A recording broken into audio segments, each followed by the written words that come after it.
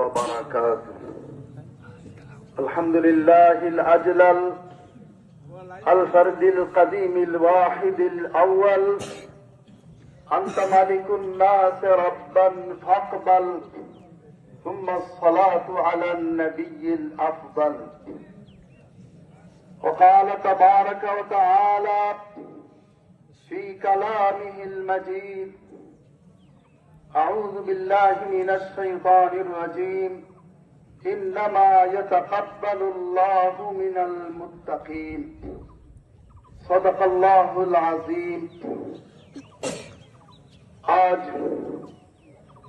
পবিত্র ঈদ উল আজহার এই ঈদগাহ ময়দানে সমবেত শত শত মুসল্লিয়ানে কেরাম, বেরাদারানে ইসলাম, মহান আল্লাহ তাবারক ওয়া তাআলার দরবারে লাখ কোটি শুকরিয়া জ্ঞাপন করছি, যিনি আজকের এই কোলাহলে উন্মুক্ত আকাশের নিচে আমাদেরকে পবিত্র ঈদ উল আজহার নামাজ আদায় করার জন্য ঈদগাহে আসার তৌফিক দান করেছেন।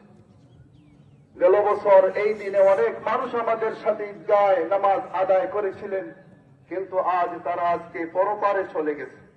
আমি আপনিও যে আগামী ঈদগাহে আগামী বছর ঈদ উল ফিতর বা ঈদ উল আজহায় আসতে পারবো কোন নিশ্চয়তা নেই। এই জন্য আমরা মহান মালিকের দরবারে শ্রদ্ধা অবনত চিত্তে, অত্যন্ত বিনয় অবনত চিত্তে কালিমাতুশ শুকর আদায় করি, আলহামদুলিল্লাহ। ঈদ বারবার আমাদের সামনে ঘুরে আসে। ঈদ উল আজহার ফজিলত, কোরবানির ফজিলত এতক্ষণ আমরা শুনছিলাম। প্রকৃত ঈদ হল মাল ঈদ ফি জিনাতিন আও তাআমিন বাল ফি দুমুইন ওয়া খাশিয়াতিল কিয়ামি। ঈদ শুধুমাত্র নিজের সৌন্দর্য বর্ধন আর খানা পিনার মধ্যে বুক বিলাসিতাই নয়, বরং ঈদ উল আজহা হবে নিজের অশ্রুসিক্ত হওয়া এবং মহান মালিকের দরবারে দাঁড়ানোর ভয় অন্তরে সৃষ্টি করা।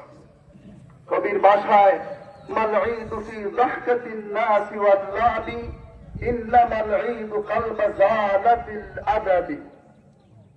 ঈদ শুধুমাত্র মানুষকে নিয়ে হাসা আর বিভিন্ন কৌতুক করা আর খেল তামসার মধ্য দিয়ে কাটানোর নাম ঈদ নয়। প্রকৃত ঈদ হল শিষ্টাচারের সৌন্দর্য নিজের অন্তরে সৃষ্টি করা। কবির ভাষায় লাইসাল ঈদ ফি সিয়াবিল আলওয়ানি বাল ফি তাহারাতিল কলব ওয়াল ঈমানি। ঈদ শুধুমাত্র রং বেরঙের কাপড় পরিধান করার নাম ঈদ নয়, বরং ঈদ হল নিজের আত্মাকে পরিশুদ্ধ করা, ঈমানকে শিরক থেকে পরিশুদ্ধ করার নাম। আল ঈদ আন তাতরুকাল আনামা ফিল খাফা ওয়া তামশি ইলা রাব্বিকা খাউফান ওয়া রাজা। হযরত ইব্রাহিম আলাইহিস সালাতু ওয়াস সালাম ছেলেকে কেন কুরবানি দিলেন, তাফসীরের কিতাবে এসেছে। আল্লাহ পাক ইব্রাহিম আলাইহিস সালাতু ওয়াস সালামকে ঘোষণা দিয়েছিলেন, ওয়াত্তাখাযাল্লাহু ইব্রাহিমা খলিলা। ইব্রাহিমকে আল্লাহ পাক বন্ধু বানিয়েছিলেন। যখন তিনি চাইলেন তার প্রায় 83 বছর বয়সে একজন সন্তান, রব্বি হাবলি মিনাস সালিহিন, আল্লাহ পাক নেককার সন্তান দান করলেন হযরত ইসমাঈল আলাইহিস সালাতু ওয়াস সালামকে। কিন্তু ইব্রাহিম আলাইহিস সালাম ইসমাঈলের মহব্বত তার অন্তরে সৃষ্টি হয়ে গেল, যার দরুন আল্লাহ পাক চাইলেন তার অন্তর থেকে তার খালিলের সম্পর্ক, মহব্বত এবং ভালোবাসাকে পৃথক করা। এই জন্য ছেলেকে কুরবানি করার নির্দেশ প্রদান করেন। এটা হলো কুরবানির ইতিহাস। যেভাবে হযরত আইয়ুব আলাইহিস সালাম, ইয়াকুব আলাইহিস সালাতু ওয়াস সালাম ইউসুফ আলাইহিস সালামকে সামনে রেখে ঘুমিয়েছিলেন। হঠাৎ একদিন দেখলেন নামাজের অবস্থায় হযরত ইউসুফ আলাইহিস সালামের প্রতি ইয়াকুবের তার দৃষ্টিগোচর হয়ে গেল, দৃষ্টি নিবদ্ধ হয়ে গেল ইউসুফের দিকে। আল্লাহ পাক আরশ আজিম থেকে শপথ করে বললেন, ইয়াকুব তুমি জেনে রাখো, তোমার মহব্বত আমার অন্তরে আর আমার মহব্বত তোমার ভিতরে থাকা চাই। তুমি যেহেতু ইউসুফের জন্য তোমার ভালোবাসা প্রকাশ করেছো, তোমাকে আমি অন্ধ করব, ইউসুফকে তোমার থেকে আমি দূর করব। 40 বছর এইভাবে ইউসুফের ব্যথায় এবং বেদনায় হযরত ইয়াকুব আলাইহিস সালাম অন্ধ হয়ে গিয়েছে।